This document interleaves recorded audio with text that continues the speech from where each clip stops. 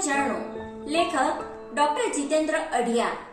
અહીં લેખક જણાવે છે કે કેવી રીતે તમારા વિચારો તમારા જીવનનું ઘડતર કરી શકે છે, તમને કેવી રીતે દિશા આપી શકે છે જીવનની, અને તમને દિશાહીન પણ તમારા વિચારો બનાવી શકે છે. વિચારોની વિશિષ્ટ શક્તિ વિશે અહીં લેખક જણાવે છે. લેખક જણાવે છે કે તમારો વિચાર તમારા જીવનનો શિલ્પકાર છે. જેવી રીતે એક શિલ્પકાર સુંદર મૂર્તિનું ઘડતર કરી શકે છે, એવી જ રીતે તમારા વિચારો તમારા જીવનનું ઘડતર કરે છે.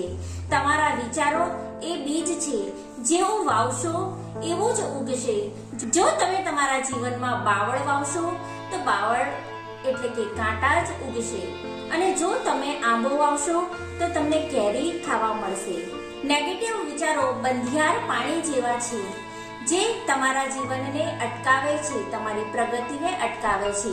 પરિણામે તમારું જીવન ઈર્ષા, દ્વેષ, સ્વાર્થ વગેરે જેવા અનેક દુર્ગુણોનો જન્મ તમારા જીવનમાં થાય છે, અને તમે દિશાહીન બની જાઓ છો. જ્યારે બીજી તરફ સકારાત્મક વિચારો વહેતી નદીના વહેણ જેવા હોય છે, જે તમને માત્ર દિશા જ નથી આપતા, પરંતુ તમને પ્રેરણા આપે છે, તમારા જીવનને ઉન્નતિ બક્ષે છે, અને તમને પ્રગતિ આપે છે. તમારું સબકોન્શિયસ માઇન્ડ લોહી ચુંબક જેવું હોય છે. જેવું તમે વિચારો છો, સારું કે નરસું, ગમે તેવું વિચારો, તે તમારા વિચારોને તેવા જ ગ્રહણ કરી લે છે, અને એક દિવસે વાસ્તવિક રૂપે તમારી સમક્ષ તમારા વિચારો એક દુનિયાને પ્રગટ કરે છે. એટલે હું કરી શકું છું, હું બની શકું છું, હું સફળ થઈ શકું છું, મારા અંદર હિંમત રહેલી છે. આવા વિશ્વાસ અને હિંમતથી જીવનને જીવવું જોઈએ. જ્યારે તમે આવી રીતે જીવન જીવો છો, ત્યારે જ તમારું જીવન કમળના ફૂલની જેમ ખીલી ઉઠે છે, સૂર્યના પ્રકાશની જેમ પ્રકાશિત થઈ જાય છે.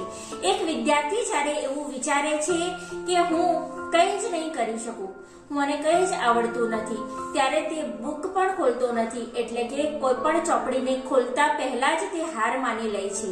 પરંતુ જ્યારે કોઈ વિદ્યાર્થી એવું વિચારે છે કે હું બની શકું છું, કરી શકું છું, હું પરિવર્તન લાવી શકું છું, હું સફળતાને પામી શકું છું, ત્યારે તે ચોક્કસથી કોઈ પણ અઘરી બુક વાંચી શકે છે, કોઈ પણ અઘરા સબ્જેક્ટને સમજી શકે છે, અને ઉન્નતિના શિખરો પ્રાપ્ત કરી શકે છે.